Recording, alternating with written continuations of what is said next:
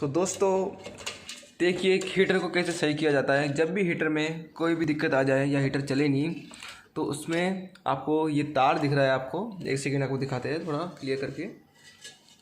ये हमारे सबसे महान इलेक्ट्रीशियन, राजस्थान के सबसे मशहूर, हम बुलाया गया है यहाँ पे इनको वीडियो बनाने के लिए।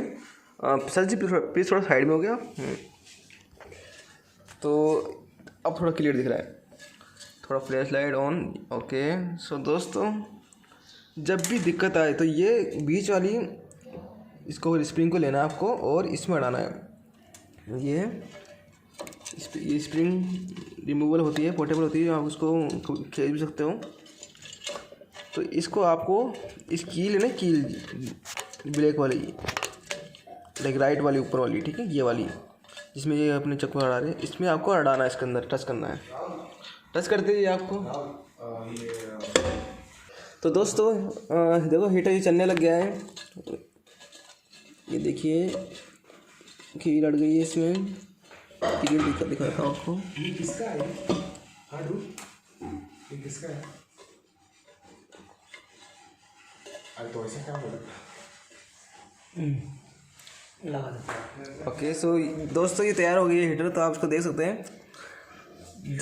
अब इसको आप ऑन करके दिखाइए आपको एक बार, ये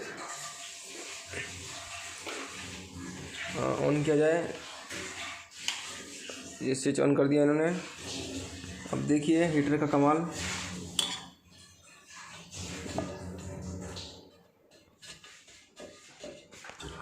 सॉरी दोस्तों मुझे वीडियो को रोकना पड़ा कुछ कारणवश। तो देखो ये हमारा हीटर ऑन हो गया है।